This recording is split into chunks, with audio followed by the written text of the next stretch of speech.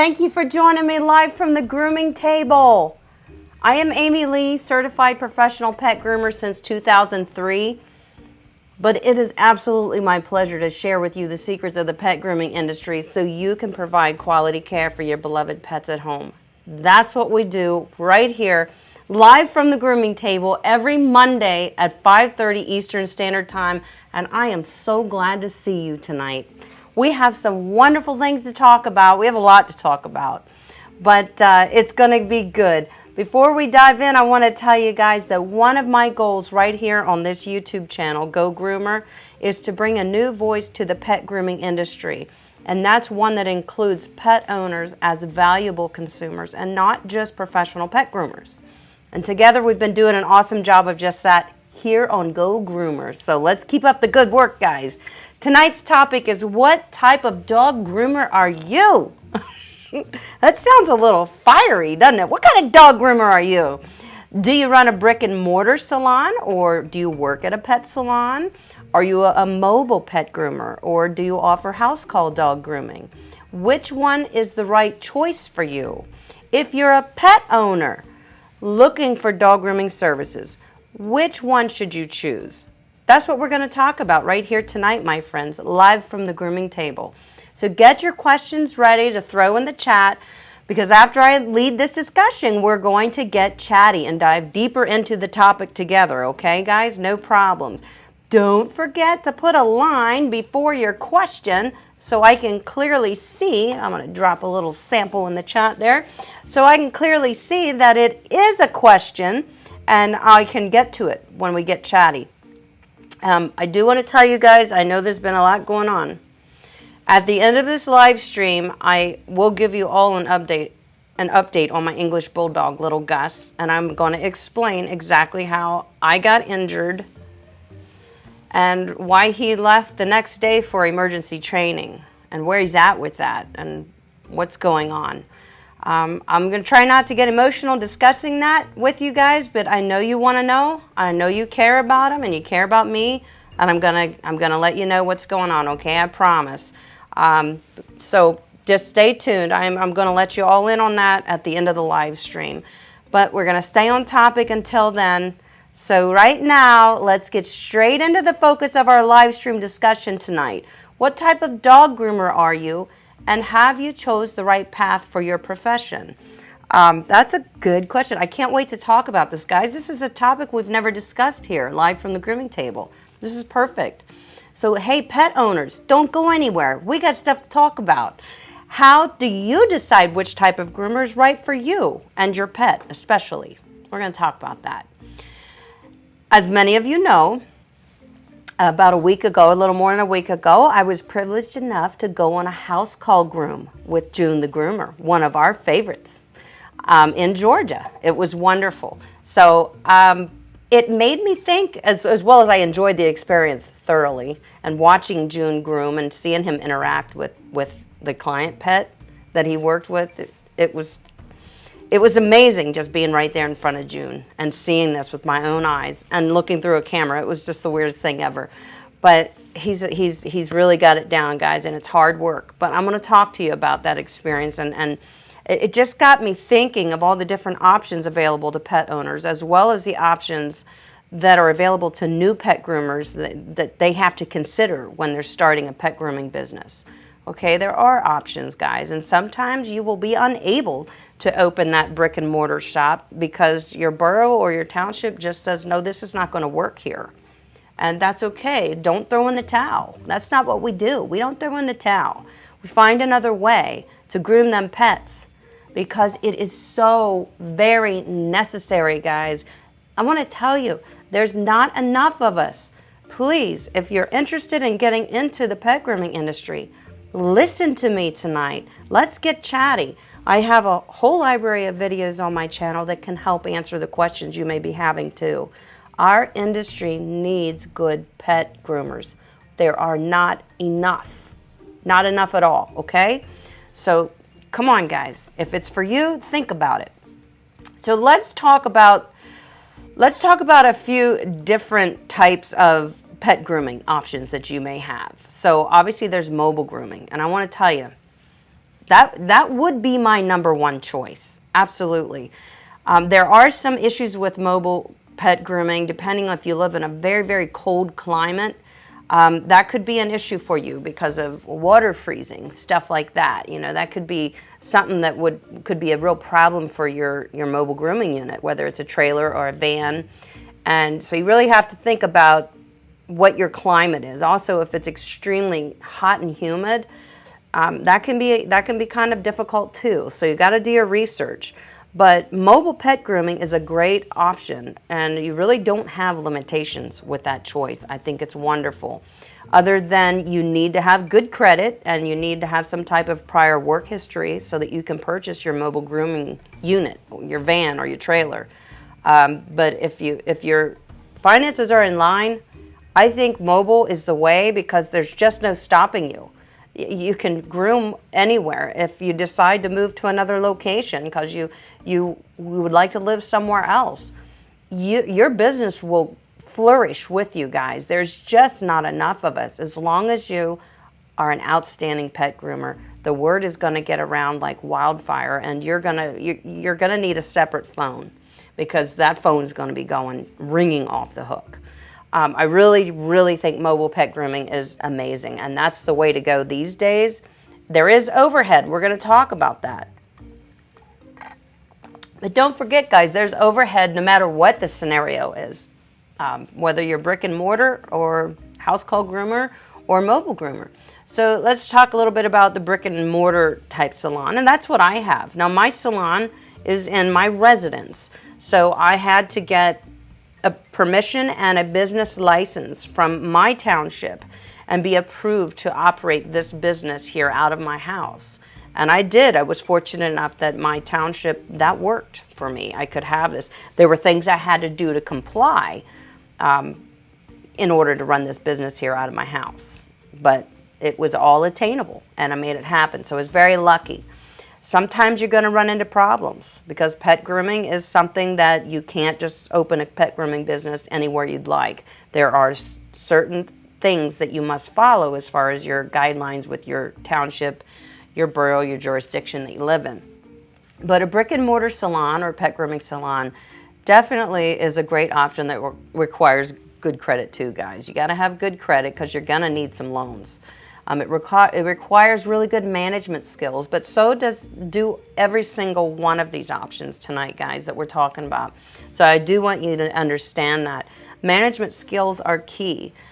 Fortunately, in the era that we live in right now, knowledge is plentiful and it's cheap.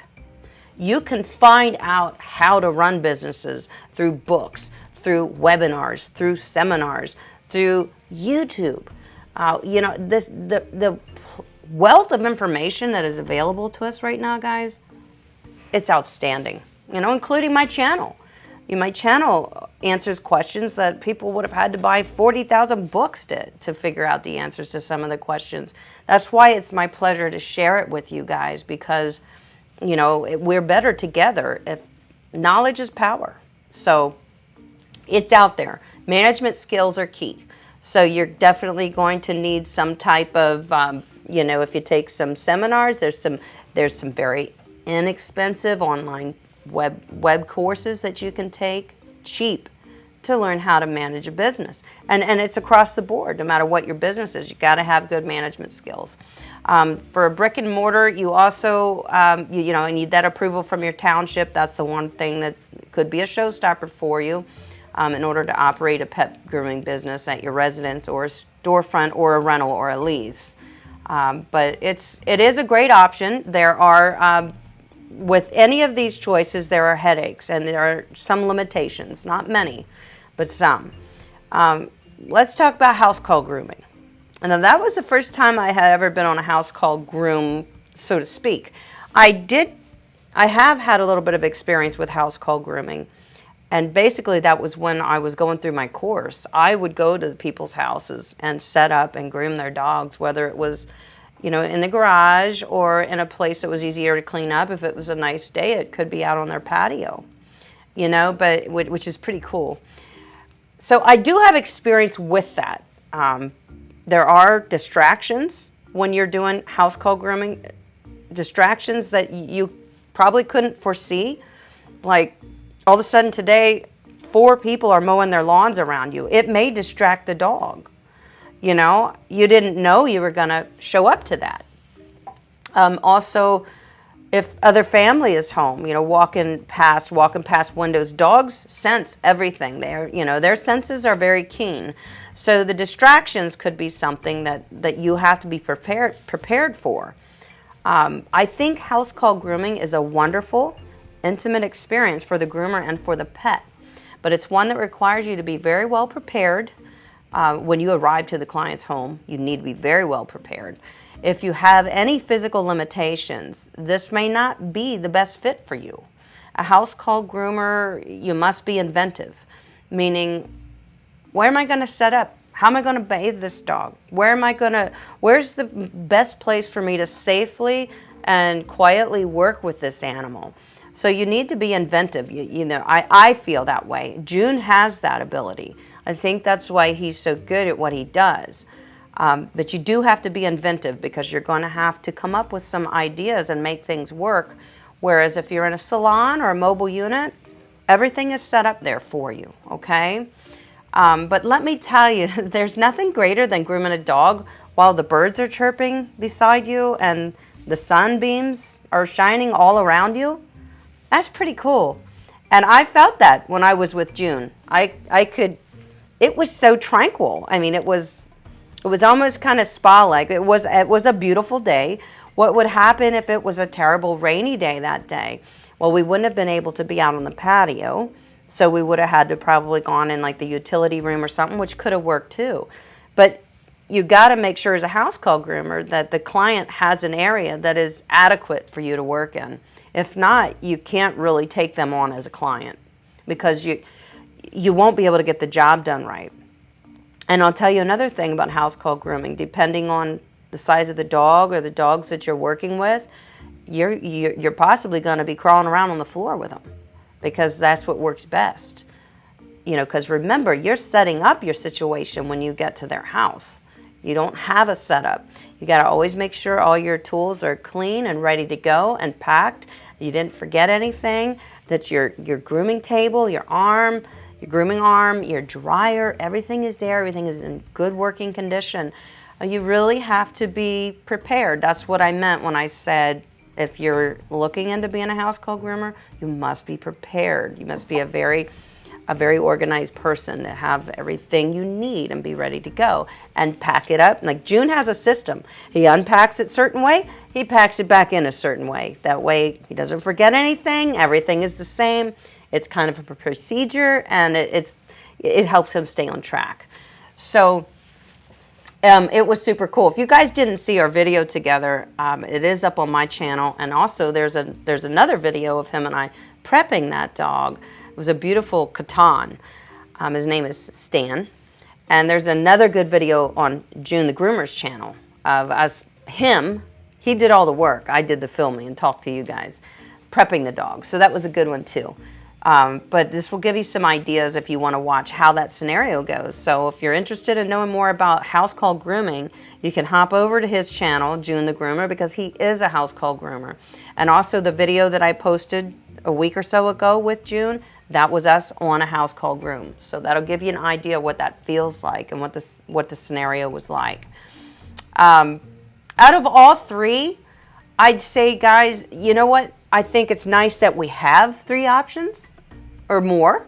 We have more than 3 actually, options to groom dogs. So don't think if you can't make a pet grooming salon workout, like a brick and mortar or something in your residence, don't think you don't have other options, because you do. And the education's out there for you guys. Like I said, we live in a time of learning. Knowledge is plentiful right now. So go find it, seek it out, and just get what you need, get the knowledge you need. And remember, pet groomers are in high demand, and it is not an easy job, but it's one you will become very good at if you stick with it.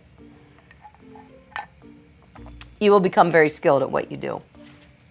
So now I want to talk to you guys a little bit about a few other things. I said we were going to talk a bit about pricing. And that's important. And I think my pet owners in the chat here, as well as my pet groomers, this is going to be a good topic for us to talk about. And then we're going to jump in and start answering questions and dig a little deeper. But let's talk about positioning your pet grooming business properly in the market. So now you've decided, I want to do mobile, I want to be a house call groomer, or I would like to open a salon in my residence or in a storefront. Okay, so you've made that decision and you've figured out that you can do this and you've jumped through those hoops. Okay, so now you got some other things to think about. There's a lot to do, guys, with running a business, but especially getting out of the gate. So let's talk about positioning your pet grooming business properly in the market. Being a successful service business owner isn't always straightforward, and there's a lot to it. There really is, guys. I know you know that. You can do it. Don't be intimidated. If you're interested in pet grooming, get that knowledge because it's such a demand for it. Okay, your success is dependent on a number of factors. There's the competition in your area. That depends. So research that. How much competition in your area do you have? So, but just don't forget, guys, that there are. Ask Google how many dogs are registered in the United States alone. That's just how many people go and get their tags every year. That doesn't mean that's how, there's more dogs. I think it's like in the billions or something, okay? There is a lot of dogs that need pet grooming. Okay, so what is the market demand for your services in your area? So take a look at that. You know, do you live in a farm country? Are they mostly farm dogs? So if that's the case, you may be looking at something where you need a brick and mortar. You need a nice solid setup for big dogs. And trust me, big dogs need grooming, and you need to charge for it. So you'll make good money grooming them big dogs, those big double-coated dogs too, or whatever. But if that's what you're going to be doing, you know, if that's what your area is kind of demanding, that's the majority, then you need a brick-and-mortar setup type thing because you need a nice handicap walk-in tub, something the dog, you can just lead it right in, and he steps up one step and he's in. So it's comfortable for him, it's comfortable for you to wash him. Prima bathing system would be an absolute must if you're doing a lot of big dogs because it's going to save you time and money, and it's going to save you a lot of stress and elbow grease as well. Also, are your finances in line? Because you're going to need some key equipment out of the gate, you know, no matter which avenue you choose, mobile, house call, or brick and mortar. You're going to definitely need some key startup. There's going to be key startup costs, guys. So have good credit. Get your credit in line. Make sure you have good credit, and put your business plan together because you're going to possibly need some loans. That's normal. You'll pay it off. No worries. Don't forget that too, mobile groomers. You know this, mobile groomers. The mobile grooming unit, everything about it is a write-off from your income. We're going to talk about that in a minute. You say, what's a write-off? I'm going to explain that to you. That's your cost. That's your overhead costs, along with your tools, your shampoo, mileage, which you must keep track of. If you're a house call groomer and you want to claim mileage, you can do that, but you must keep track of it. You also need to track all the repairs to your car. That's tax deductible. Without that car, that vehicle, you can't go to work. So it's very important. That's why I told you guys earlier, you need to have management skills. That way you don't lose money. It's very important. Because I don't want you to fail as a pet groomer because those pets need you badly. There's so many of them. I turn dogs away all the time. I have many friends that are groomers that tell me the same thing, and it breaks our hearts. We could work 24 hours a day and just groom all the dogs that happen to be in our area. But we can't. We can't do that. Plus, we wouldn't like our job, and we want to like our job because it can be stressful. So, back to topic. All right, so what is your market demand for your services? You need to know that in your area. What type of dogs are typical, you know? Your finances need to be in line, like we talked earlier. It's very important. Do you have good credit? You need to have there's startup costs, guys. Okay, so how do you reach your ideal clients through marketing? You know, all these types of things. These are things you have to dive deep into and research. There are some already in place fail-proof methods right there on Google, right there on YouTube, right here on Go Groomer. that will help you reach the client base that you need to reach and be booked immediately.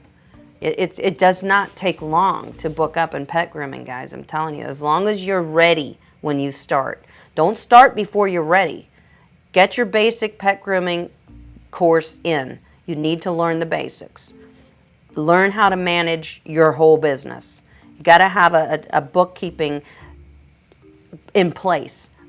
How are you going to run this business? Okay, very important, because without those deductions, without you running that business and managing your expenses, you will go out of business, because you have to deduct them, because they're big expenses. I'm telling you, to run a business.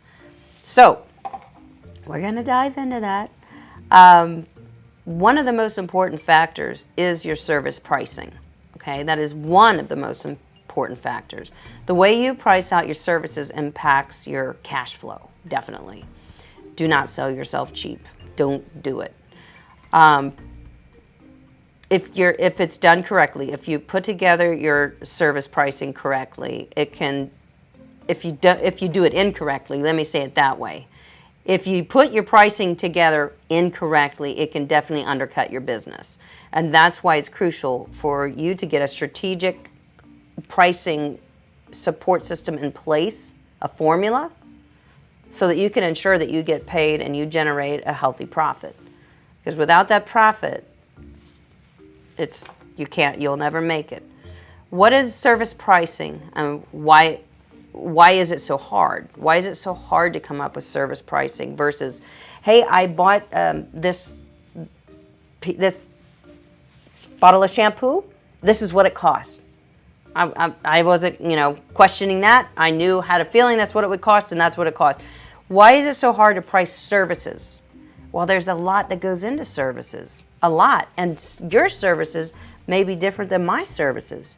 So do not price yourself the same as your competitors, because your services and your overhead may be completely different than mine. And you have a number that you need to obtain to be able to continue to offer these services to your pet clients, or you will not be there to offer these services because your business will not be able to maintain.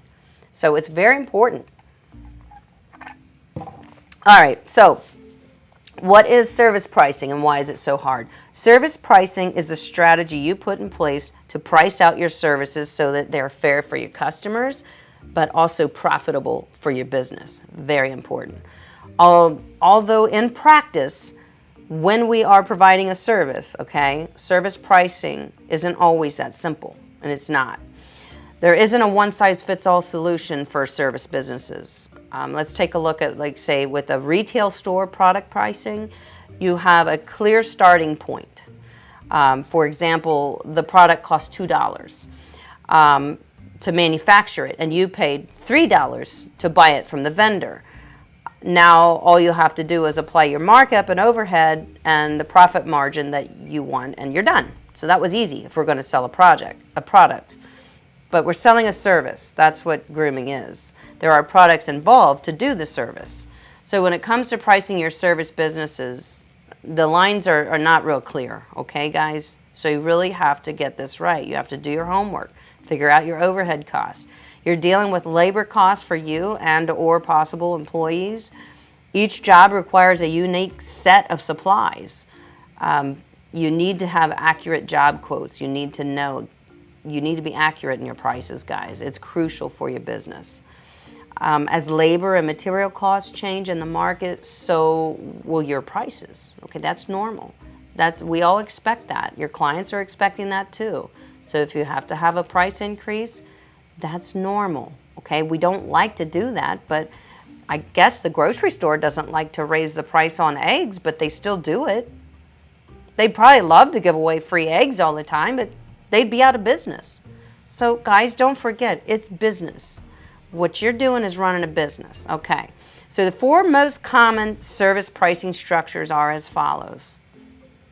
This is going to be interesting. All right, listen up.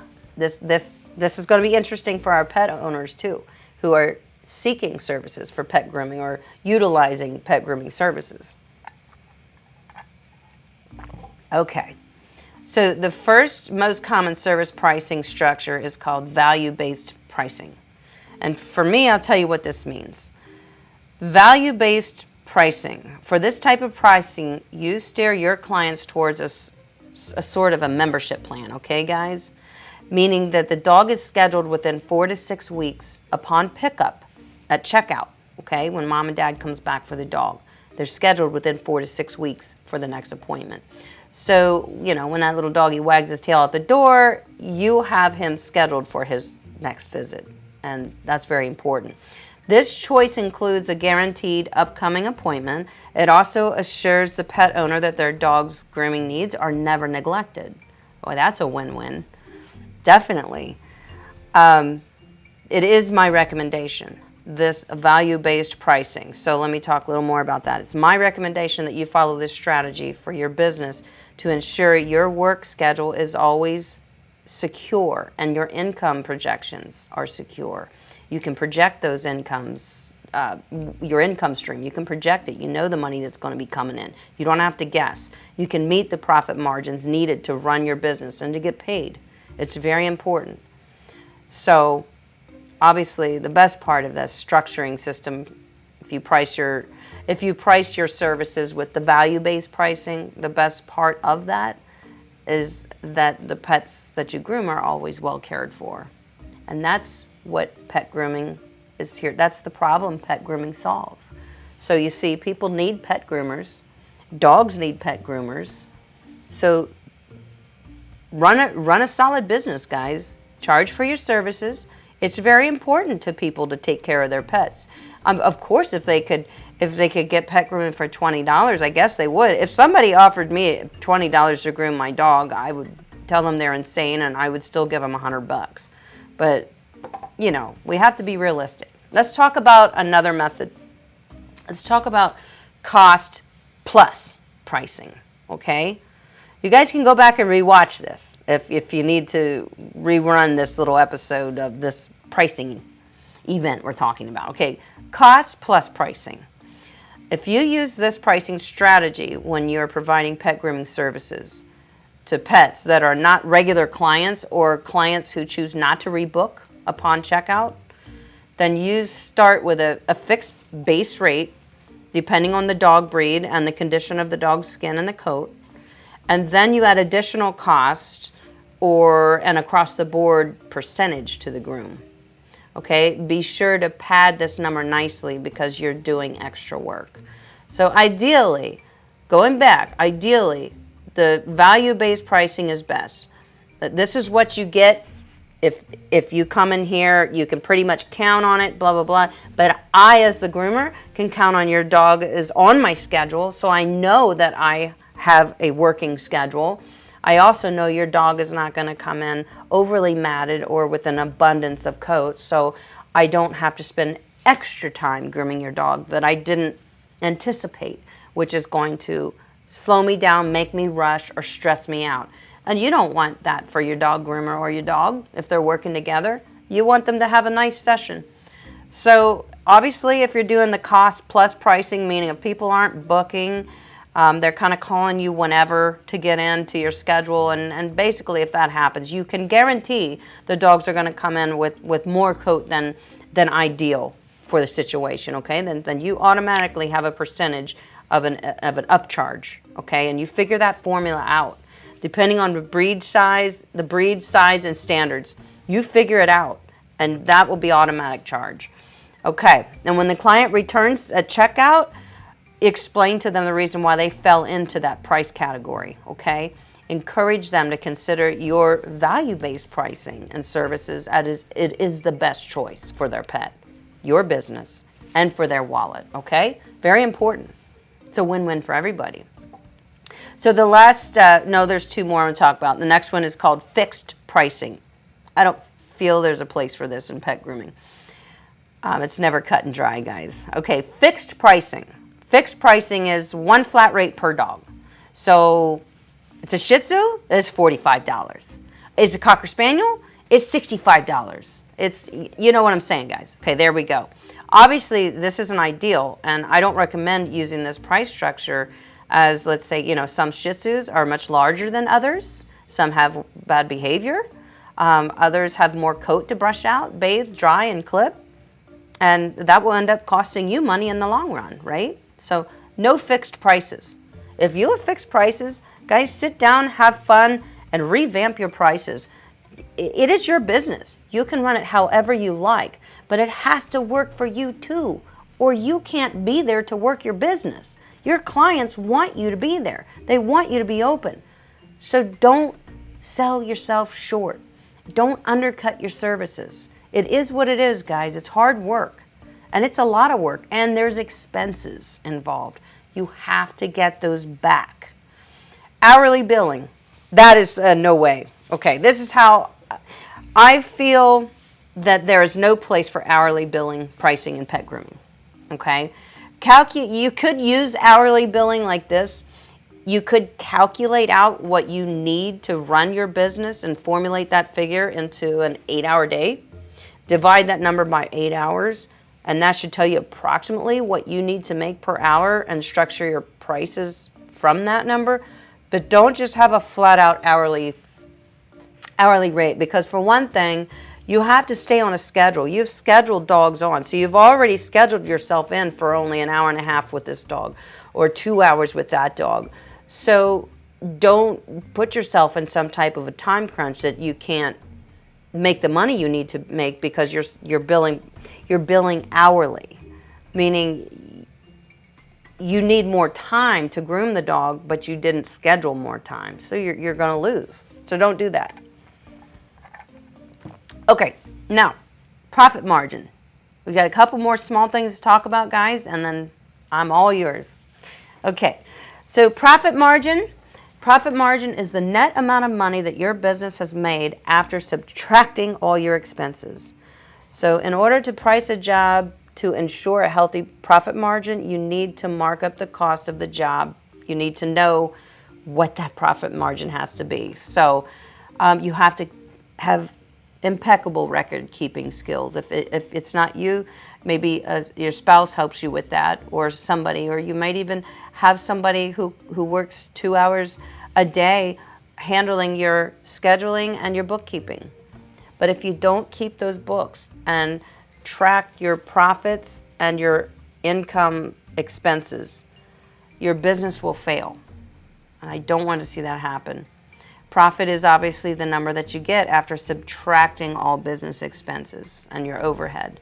Your overhead is your operational cost. If that's your mobile unit, plus gas, plus repairs, plus shampoo, plus replacing equipment, plus anything that goes into your grooming. The shoes you wear, your grooming smocks, it is all expenses to run your business, guys, and it must be listed. You must submit that. So that's how you run a successful pet grooming business. So your overhead is your operational cost, your background expenses such as rent, maybe even, okay? Marketing costs, insurance, vehicle insurance, grooming insurance. If you're a house call groomer, you need to have a grooming insurance policy. I have one. My grooming insurance policy will go with me anywhere. If I went to somebody's house to trim their dog, my policy covers me there. So most insurance policies are that way. I go through Gibson Governor, which is Travelers Insurance. They're one of the top providers for the pet grooming industry. They've been doing it for a long time. And I've had them throughout my whole pet grooming career, and they're wonderful. So that's Gibson Governor, Travelers Insurance. You've got to have your pet insurance. But there again, guys, that's an operating expense. It comes off of your bottom line. Here's all your profit. Here's your expenses. Well, they're pushing down that profit margin, aren't they? That means you pay less taxes, and that means that your income isn't $60,000. It's technically now $40,000. You don't want to pay taxes on $60,000 because you didn't deduct your expenses. It's very important. Okay? So these are the costs you need to pay to keep your business running and operational. You have to deduct them. So that, I have a bunch of other notes here, but I'm wondering if you guys even are interested in hearing about this. I think I'm going to jump into the chat Oh, Raquel finally made it. She has pearly white teeth. She was at the dentist. So yeah, I was chitty-chatting a lot there, wasn't I, guys? What a cool topic, though, because there really are many ways to be a pet groomer. You don't just have to have a salon in your town. You can work for somebody, too. Guys, did you see the video I just put out Saturday, was it? The Shih Tzu makeover groom. That was at a salon right near me. Those girls got it going on. There's 2 owners, and 2 of them are groomers, and they have another additional groomer, and they have a bather. And they've got a system down that works wonderfully. They are so good to they have a great setup for their pets. They have a great system for checking dogs in and out, for, you know, it works, it flows, you know. So you can get together with a couple of other people and share those expenses and open a business together. Just make sure it's somebody you can work with. Very important, because you're going to kind of be married to them. A business partnership is like a marriage, okay? So don't forget that. So you love your spouse, you have your spouse. Well, if you have a business partner, it's that kind of commitment too. So, but they run a wonderful business. There's 3 groomers there, and they make good money. They've got it going on, and of course they're booked. They cannot take new clients. Anybody you call, unless they just started grooming within the last 5 weeks, you're going to hear, I really can't take new clients, you know. And it's so sad, but it's the truth. So if you're considering pet grooming, definitely consider it. Janelle says, I never thought of house calls, although I'm getting asked by neighbors, just like you said. Sure, once people find out that you do it and you have the setup, Janelle, and you have a system, and they see your dogs and they're like, whoa, she doesn't look like a beginner to me, you know. They may come to you and say, please let me pay you to groom my dog. And that could be how it starts. Eventually, you're going to have to turn that into a business if it becomes more and more. Carrie says, Amy, what was the name of the insurance carrier you recommend? I'm going to type it in the chat. Gibson am I spelling that right? Governor, I think, which is Travelers Insurance. Okay, type insurance. I did it. Okay, they have a website too, guys. That's who I've had. That's who most people go through. They definitely serve the pet grooming industry very well. They specialize in that. They're always at all the shows. They're in all the grooming magazines. So if you get Groomer to Groomer magazine, there's definitely a page in there that's talking about, you know, all their information. They usually have a full page ad. So groomers, Gibson Governor, Travelers Insurance. Groomer to Groomer magazine is also free online to just read a digital version of it. You're welcome, Carrie. These are things you guys need. You need to know this. So I'm going to surf up here. I see we have a new member. Oh, wait, Charlotte. Charlotte became a member. That's awesome. Welcome to the Hounds. All right. So I see a lot of questions. Just let me see if I can get up there and start from the beginning. Because I think this, you know, there could be something you guys have a lot of questions about. See all the hellos. Hello, guys. Hello, hello. CMM says, how's your hand? We'll talk about that. My hand's okay. It is. It's going to be okay. It's been a week, a little more than a week. Dalton, I think that's my daughter's boyfriend. How do I cut a dachshund? Well, you don't. Because you have to have a pet trimmer, Dalton. You have to have a proper grooming trimmer, and I don't know that you do. Don't use Dad's beard trimmer on that dog. We'll talk later. All right, so let's see here. Questions for you guys. Hello there, Big Gus. Aunt Christine and Valentino says, are mobile groomers, vans, and such regulated by any city health or consumer department? How would a pet owner know if it's safe and sanitary? No, there's no regulation on them other than certain states require the vehicles to be. Oh, Katie just became a member. Welcome to the hounds, Katie. Nice. Like my state of Pennsylvania requires all vehicles that are on the road to have state inspections every year. So the tires are checked, the brakes are checked, the exhaust is checked, they're checked for rust, they're checked for all kinds of different emission type things. And if they don't pass, they can't be on the road. So that would be probably the only type of inspections for mobile groomer units.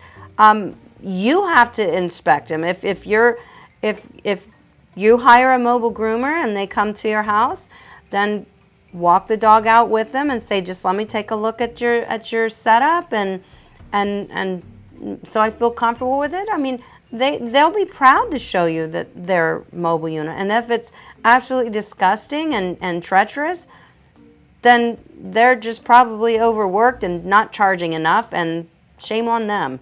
But then you say, nah, I don't think so. You know? So that's about the best advice I can give you there. I can tell you mobile grooming is going to be a good bit more than your brick and mortar. But however, like if you compare that to PetSmart, PetSmart has a lot of overhead costs. So their prices are more than mine. Okay, so that's normal. What I'm trying to tell you guys is their overhead, their prices have to reflect their overhead, okay? It's not because they're like, we charge $80 because we're the best and we just deserve to overcharge you. Well, some groomers may do that, but most of us don't. Most of us are realistic within what our operating costs are to make it, you know, somewhat affordable to our clients and also provide the quality of care that their pets are needing and deserving. So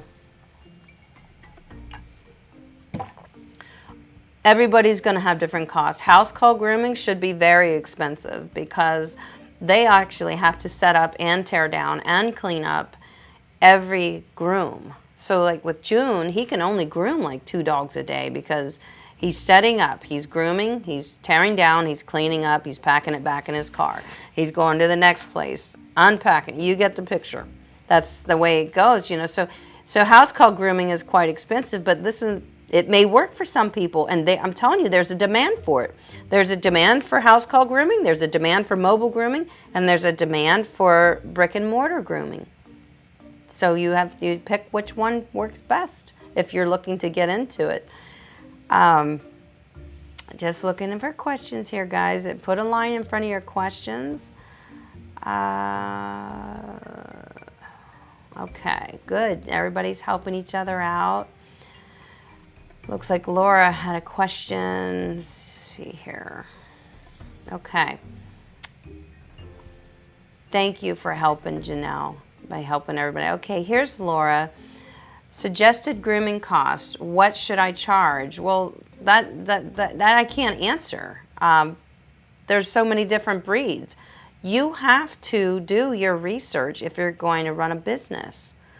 You have to buy books. You have to go online and do research and find out what is the average, what's involved in grooming your average small dog with a full haircut. What's involved with your average double coat D-shed, like a Bernese Mountain Dog or a Golden Retriever or whatever, you know, then your extra large double coat D-sheds. What's involved in that? How long does it take? What products do I need? Your Newfoundlands, you know, your extra large. You have to come up with that. You can't just go and ask somebody what to charge, guys. If it's your business, you've got to figure out what it costs. Are you tracking your expenses? Because if you're not tracking your expenses, you're not going to know what you need to charge. So in other words, what it costs you to run your business. So Laura, you'll have to do your homework. You'll have to learn this.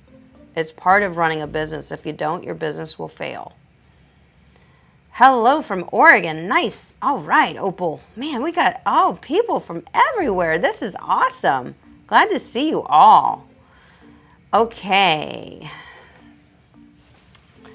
Sparky says, is it smart to trim or shave your own dog? Not if you don't know what you're doing, and not if you don't know what tools to use, Sparky. Then it would not be smart to shave and trim your own dog. If you are familiar with how to trim a dog by watching some professionals like me show you, which I have hundreds of videos on my channel, and you take it slow and start with just bathing and brushing your dog so they can get used to you handling them. And then from there you move on up to, well, now we're going to try to trim nails, and then, and then I'm going to just trim the paw pads. I followed Amy's video on sanitary trimming, and I know I can only use a 10 blade in the sanitary because I went and got the education. The education's here for you guys. You can't just sit and say, somebody tell me how to do everything. That's not how life works. You have to go find it. And you're very fortunate to have all this knowledge at your fingertips, guys. We have a way to find out pretty much anything we need to know these days. And a lot of that information is free, just like the information I share on my channel. So figure it out. Go find the information. All right. So, let's see here. Oh boy, Roger and Chaucer's here. Ruby, oh God, love you. CMM, you guys are awesome. Thank you so much. Janelle's here. Carrie, this is great. Okay, so Cynthia says, Amy, I logged off for a few, and you might have answered this question. When grooming, is it smart to ask for shot records? Yeah, absolutely. It is. I don't crate dogs. Typically, the shot records are if a dog is going to be sharing a space that another dog shared, and it may not have been cleaned out, or they may have been barking and some of their spit flew on the crate, and you wiped out the pan, but you didn't think to wipe all the little, between every dog. It's a lot. So if your business requires you, Gussie, come. I don't want him to eat the cat food. Gus, if your business requires you to crate dogs because you have a couple groomers in, so you'll have dogs in and out of crates just for the dog's safety so they don't, run away or get hurt or, get whatever, then you would probably be very vigilant about those shot records because, kennel cough or just all kinds of stuff that a lot of the vaccines we get for our dogs can prevent. I don't crate any dogs in here. They come in one at a time. If I get multiple dogs, they are family dogs, so they already live together. And I sanitize my tools and my table between grooms, and I'm good, And if I have something questionable, we just got 2 more members here. We got Ruby, welcome to the Hounds, and we got Elle Hayes, welcome to the Hounds. You guys are loving these. You ain't nothing but hound dogs. Look at you. Oh, that's great. Okay, so that's my advice, Cynthia, is for me, the information that I've gone out and gathered and with talking to my vets and stuff, I feel like if you have a lot of dogs in and out sharing the same spaces, it's very important to be careful in making sure that they can show you those records. Technically, if you want to be safe, you should have everybody show you the shot records. Then you're safe. But me, I don't worry about it as much as I used to. I am now just one dog at a time, or family dogs. So hopefully that answers that for you. Clarissa says, what would you tell the owner if you couldn't groom their dog's face because it was unsafe and you tried everything but you weren't making progress and you just had to tell her you couldn't do it? That's exactly what I would say, because Clarissa, a lot of dogs have to ease into the pet grooming life slowly, or maybe they had some type of a bad experience, whether it was just something else around their face that kind of makes them skittish around their face, or if it was actually a bad grooming experience. But you can usually work through it, but that's what you tell the pet owner. Look, you can't perform magic. You can't say, I'm a pet groomer and I can make your dog hold still magically. You can't. And you're working with sharp tools that could definitely injure a dog. So if you feel you can't control that dog, one thing that you can do, and I have done this before, is if it's the face, let's say often it is, I save that for last. So I groom the whole dog, and then I ask the owner to come in about 10 minutes or 15 minutes prior to the end of the grooming session, because I want them to see and have their hands on the dog too, maybe. You know, I'll say, really the idea is if you do that, Clarissa, they're going to see the struggles that you're having, and they're going to be like, oh yeah, no wonder I couldn't do that. You know, I see what she's struggling with. So you kind of want to bring them in on the secret, you know, so that perhaps, Deborah, welcome to the hounds, girl. All right. So perhaps they may be able to find ways to work with their dog at home in between grooming appointments so that you and them can find a way to help this dog to accept grooming better for his safety. Because, yeah, their face gets all nasty and matted too. It really does need groomed. So you got to find a way, work with the owner. Kathy B says, hi, Amy. What was wrong with little Gus last week? Okay, we're going to get to that. I think are we done answering questions? We can talk about little Gus. Okay. Renee says, I think this was a question. Amy, can you please recommend a grooming table for an actual salon under 1,000? Oh, of course. I'm looking at a Schernbayo accordion ones about $8.99. I just saw one of the girls at Shaggy Chic that I was just recording at last week. She had a Schernbayo table. It was very nice, very sturdy. I thought it was very nice. I've never seen one in person, and she did have one, and it was very nice. There are a lot of tables for under $1,000, Renee. A lot. Even some electric tables for around $1,000. So you just got to search. I think Pet Lift makes some good ones. I'm trying to think. Shoot. Go to Groomer's Choice and Pet Edge. They would have some good options. They usually try to pull the best from the industry. You know, those two places, groomerschoice.com and petedge.com. That would probably be my choices to go from. Sugar D says, anyone refused to pay because they didn't like the job that you did? Never had that happen. I've had some people say, I think people understand that dog grooming is not easy. You know, there's definitely a lot of skill to that. Elizabeth, welcome to the hounds.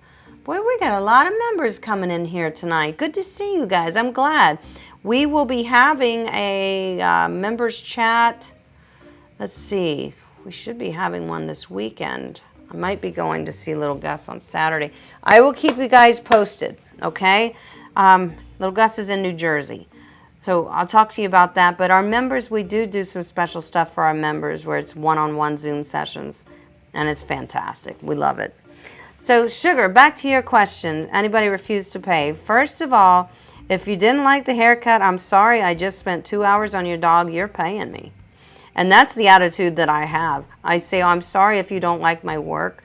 You know, hopefully you can find a groomer that you do like. But for this groom, you're paying me. You know, I've never had it happen. I've had people bounce checks, and usually they rectify that. It's just bad bookkeeping management. You know, we were talking about earlier how to keep your business running great.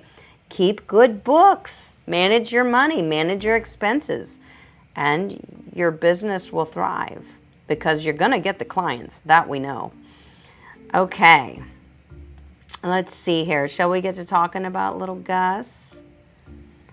Oh, I'm looking to see if there's any more questions. Katie says, how do groomers at places like PetSmart get paid? Is it hourly or commission?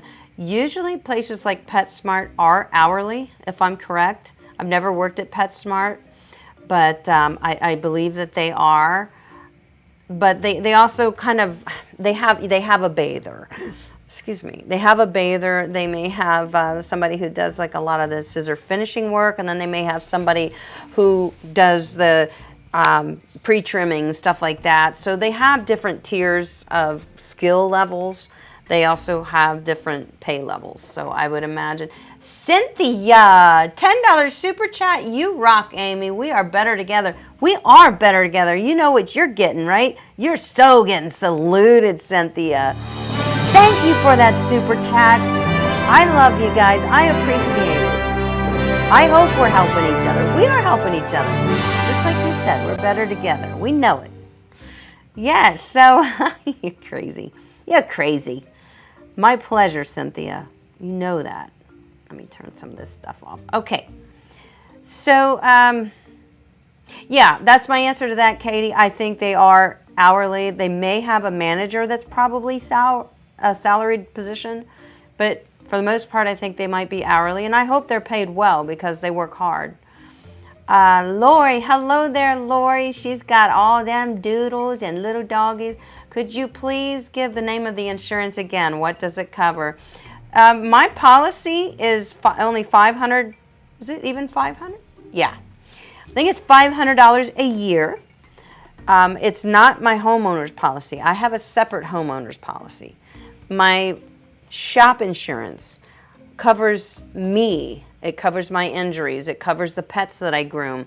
It does not cover, and when you call and talk to them, they'll explain this to you. It does not cover, I have an employees only sign on the second door that comes into my shop, which is my work area, okay? It does not cover people to be in this area unless they're volunteering. So in other words, if I have somebody who is shadowing, they can be in here with me. If they would get hurt, I guess they would be covered. I've never had anything happen. I've never used my insurance. I've always had it though. It would cover, obviously, equipment damage if something happened, not just wear and tear, normal wear and tear. If something happened, it would cover stuff like that. So it's called Gibson Governor. I will put it in the chat. And the insurance is Travelers Insurance. That's who they sell, Travelers Insurance. I think that's what it, I don't know.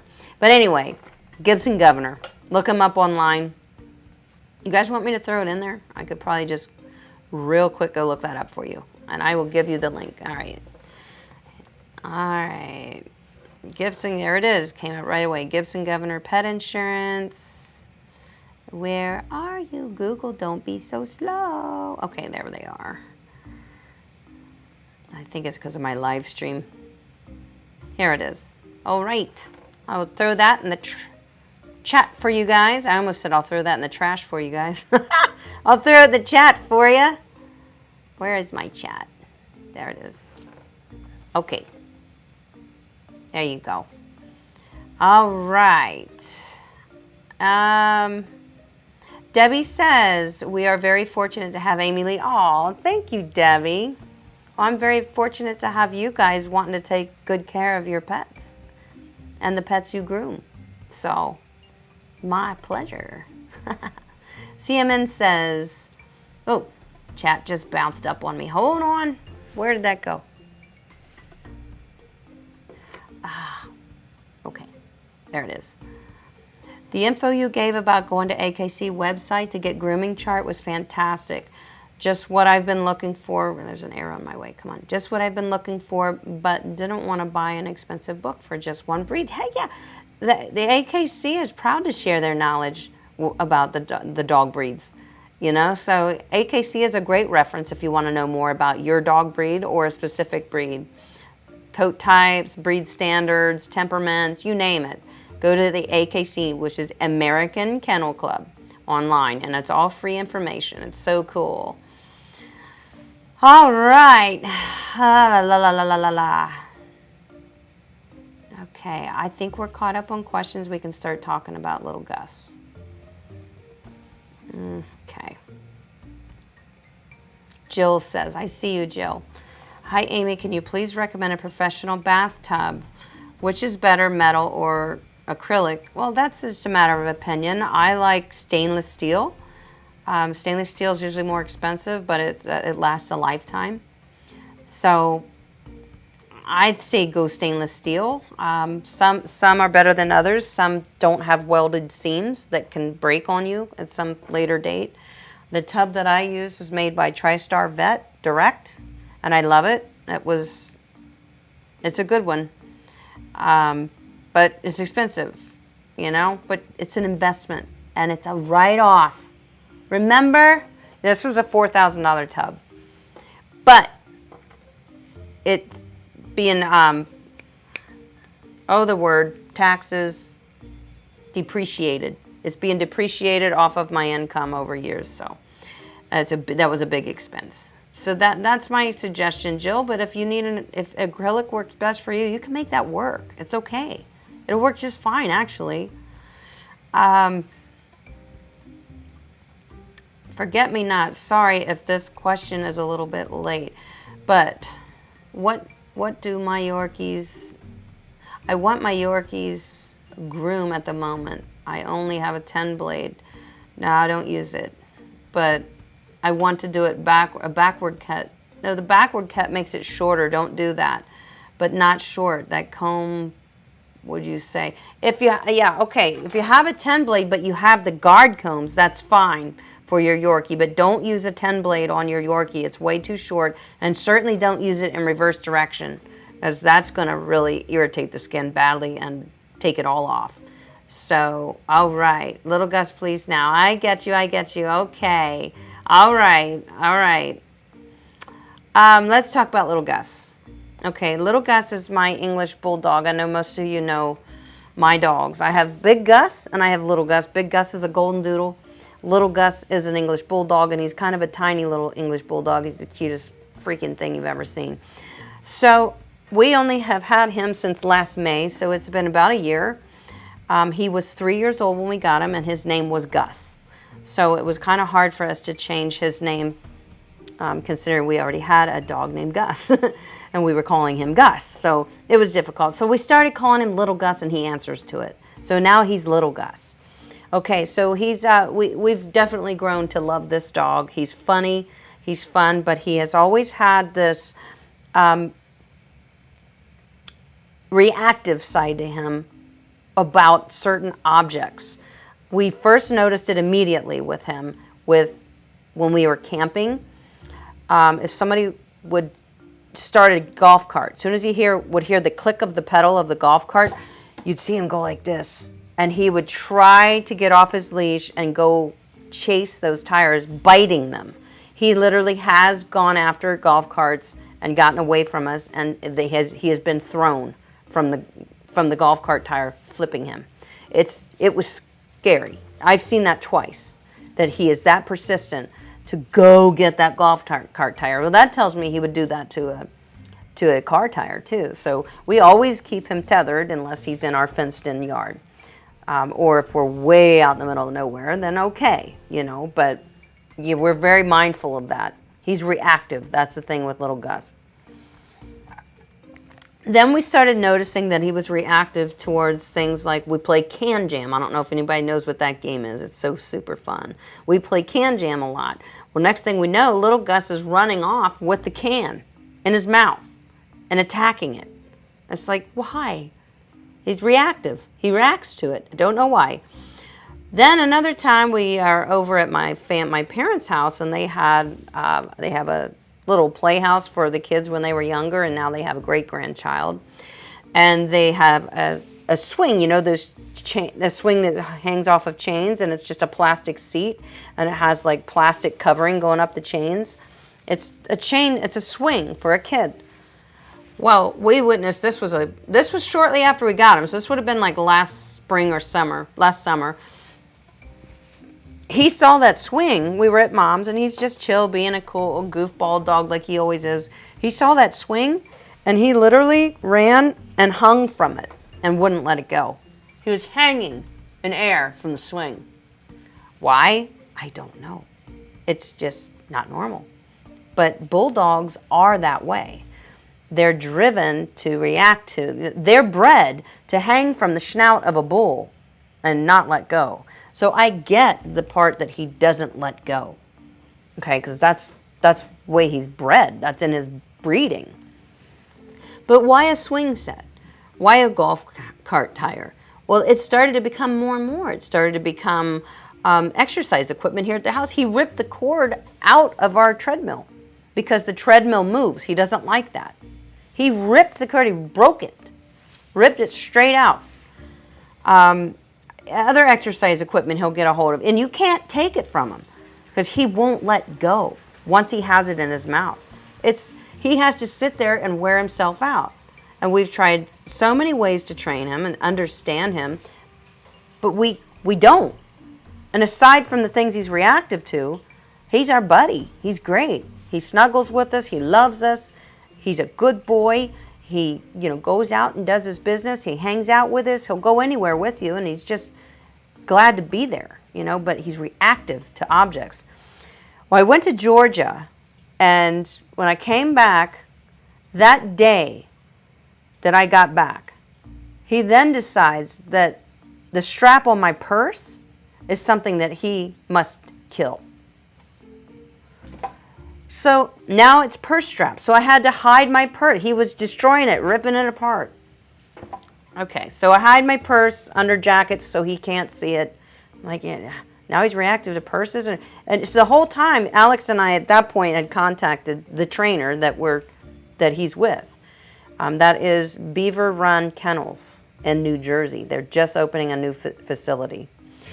And we were looking at having him trained, sent there for training or some type of training to help him with this stuff he reacts to so we can enjoy our bulldog and not have to worry about him getting run over by a golf cart or, hurting himself or somebody else who might be sitting on a swing, because he doesn't even see people.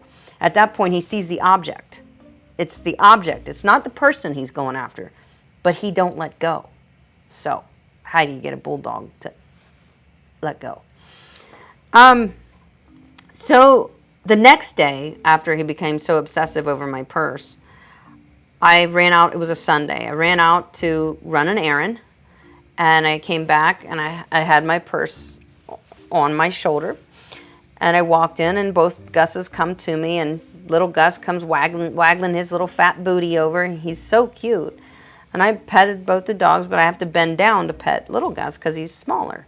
So I bend down and pet him, and then I see him just he saw my purse strap. And he ripped it right off of my arm, started attacking my purse, running through the house. It's so embarrassing. And it's embarrassing that we can't help him. We can't stop him. He's out of his mind. So I finally managed to get it away from him. When he's taking breaths, I could get it away from him. So I'm pushing him off with one hand. I threw it up on the island so he couldn't reach it because he's a short little guy. And then I'm going to go put him in his crate and let him relax for a while until he can forget about it. That's what I'm hoping. Well, he just kept lunging and trying to climb up the counter. I mean, desperate to get this purse that I have had since I've had him. Now all of a sudden, he's against my purse. I don't know why. We've never hit him with an object. There is no reason for him to react to things. Leashes. Now he'll hang from a leash. It just kept progressing and progressing. So the short of the long story here is I did put him in his crate. I got him in his crate, and he obsessively carried on and barked. So he was out of his mind.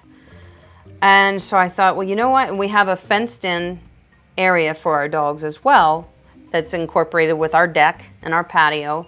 So I thought, well, then why don't I just put him outside so he can forget about the things in the house right now and chill out there. He actually loves to lay out on the deck during the day. I have a hard time getting him to come back in. He loves to be out there in the sun.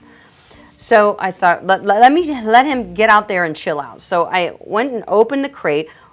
His mind, now he was in the crate for about 5 minutes. His mind never stopped obsessing over my purse, and he knows where I hang it. And I had my husband's jacket hanging over it on a hook, so he couldn't see the purse. But that was stupid because he knew it was there. He could smell it. So he bust out of the cage. As soon as I unlocked it, he didn't, usually he just comes moseying out. He barreled out to get past me and go get that purse again. So he never lost track of that on his mind. He started yanking Alex's coat, ripping it off of really, he rips things. Ripping it off of the shelf that it was on, the hook. The shelf is starting to come out. He's already pulled the shelf off the wall once. We've replaced it. And that was for him getting a leash that was hanging on the hook. So I went to try to get the coat because he was ripping it and he was pulling the shelf off the wall. And as soon as I grabbed the coat, he saw the purse strap and he in midair lunged for it and he got my finger and the strap of the purse. And then this is what he does when he has something in his mouth. It's this, because he's so mad at it. He's going to kill it. He doesn't even know that my finger's in his mouth, and it hurt really bad. And this went on for probably, I mean, he's like, dude, he's clamped down. He ain't letting, you can't get that purse strap out. He's like, you're not getting this out. I'm like, I want my finger back. So I basically had to wrestle him, lay on him, and he's worked up. He's already at level 11. So I'm wrestling a dog who's out of his mind right now, doing everything, putting all my weight on him so he'll stop pulling, because with every jerk, he's pulling my finger, and it really was painful. Finally, I'd say this went on for about 20 seconds, and I think he saw the purse again. Trust me, it all happened so quickly. I don't know. I have bruises on my legs, on my knees. I don't know. We were like wrestling. I was trying to wrestle him down so that he would not be jerking my finger. I honestly thought he was going to bite the tip of my finger off, because I could feel it. This wasn't budging. He wasn't letting go. So it was quite upsetting and very, very painful. He did in the meantime kind of like bite. He wasn't biting me. He was trying to get the purse, but I was trying to stop him from pulling the shelf off the wall. And that's where I got in the middle of it. My point is this, what's so scary is if this is a child at the campground that we go to every weekend, walking with a jump rope in their hand, which is very common up there, kids do jump rope. Is that a trigger for little Gus? Would he have, they wouldn't have been able to wrestle him to the ground and get their finger out of his mouth. They may have lost their finger. This was an emergency. It was extremely emotional. We contemplated, is he fixable? What do we do? We called the vet. We called the vet immediately, and we're like, we're considering putting him down. That's not what we wanted to do, but I'm just, knowing, being on the other end of this and knowing the power that dog has and the determination that he has to not let go of the objects that make him out of his mind. If it was a kid with a toy or a rope or anything and he got their hand, he wouldn't mean to bite the kid, but he would, because he would be going for whatever it is that they had. So we had talked with Beaver Run Kennels as well. We had a lot of things to work out, and they decided that they felt that they could help him, and they said they could have him for a couple months. This could be a while. They do send us updates almost daily. I just spoke with him today. We sent the swing that is up at my parents' house that he hangs from. We sent that. We sent my purse that he chewed up. We sent even that same day that he went on Sunday. Was that Sunday or Monday? It was Sunday, I think. The same day that he went, he started pulling out things out of my closet that were hanging. It's anything that hangs. All of a sudden, he can't have that. So he's actually, I say training, it's rehabilitation is where little Gus is. And we are so hoping that it works.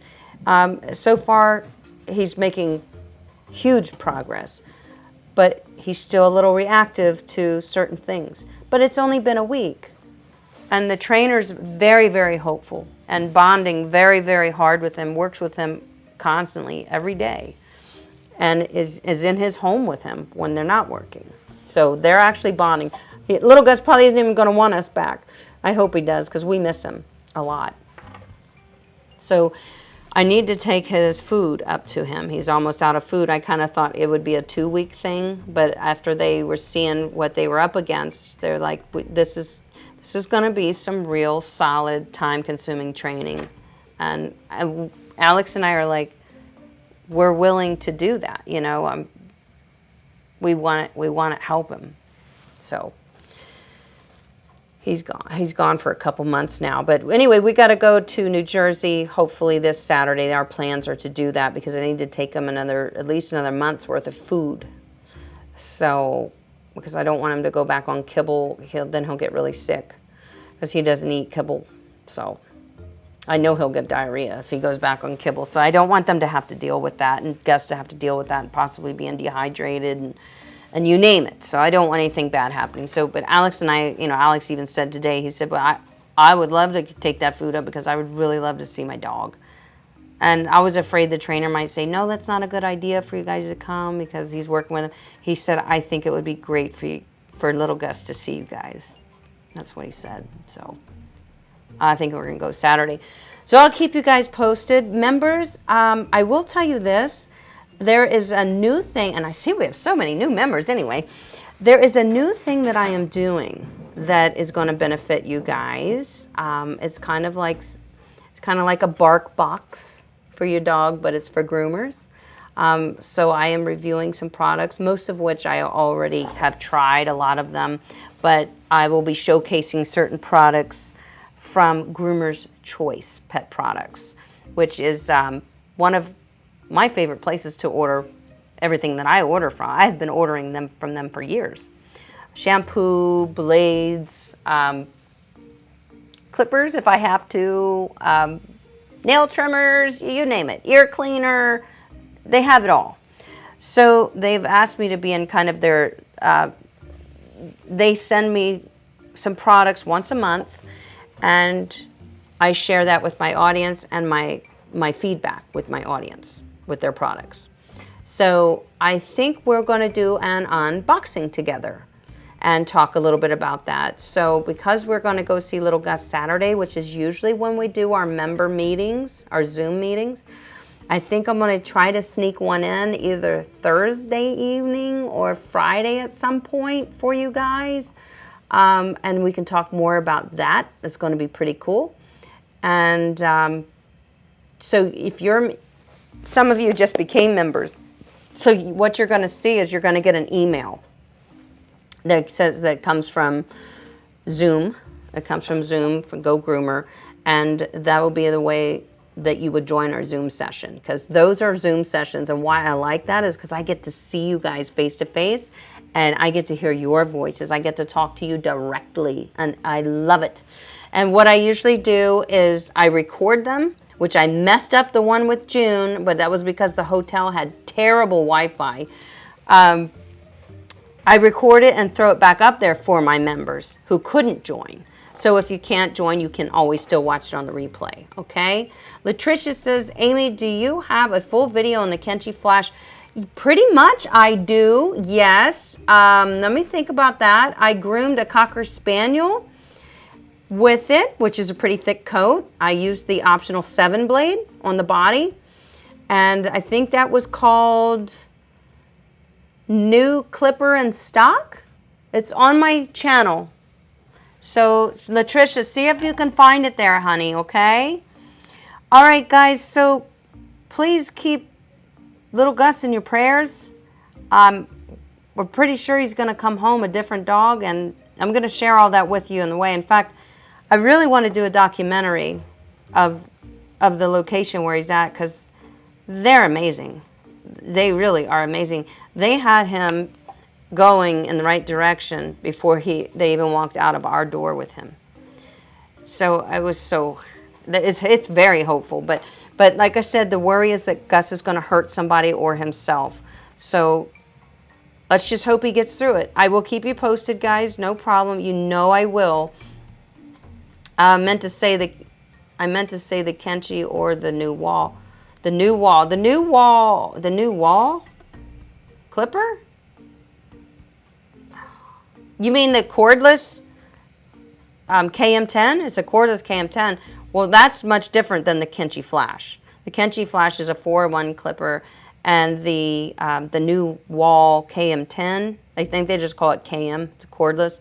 That's a detachable blade clipper. So that's a competitor for like the KM10 or an Andis 2-speed or something like that. Andis has a new cordless clipper that is trying to compete with Wall's KM clipper. I say there's probably no comparison, but anyway. So I am going to let you guys go because I've been talking nonstop. You know, I always do that. I hope this has been great for you guys and helpful. You can always email me if you have further questions. I do my best to get back to everybody. Sometimes it takes me a while, but I do my best. So you can always throw comments in any videos. I usually check those once a night too, and in the morning, and see if there's anything that I can respond to. So just keep being awesome, guys. And if you're interested in knowing more about pet grooming, like I said, the knowledge, it's out there for you guys. Go get it. I have a lot on my channel already. Just sift through it. Just sift through it. It's out there. Me too, Cynthia. Me too. Boy, I can't wait to see him. And when we go see him Saturday, guys, believe me, we're going to take lots of footage. So I will have a lot to bring back to you guys, okay, on little Gus and our getting to see our baby and some videos of us working with him, training, and how that's going. I can't wait to show you guys. So, yes, Groomer's Choice offers you a promo code for your viewers. Yes, they do. Absolutely. So I will see you all next Monday at 5:30 live from the grooming table. I will see my members maybe Thursday or Friday. I'll throw an announcement out there, so keep your eyes peeled. And hopefully I'll be getting another video out to you this week too. I'm really trying to keep pumping out those videos because I like it. I like it. All right, guys. I like it and I love you. So have a great week. I will see you next Monday. And here is a subscriber showdown for you.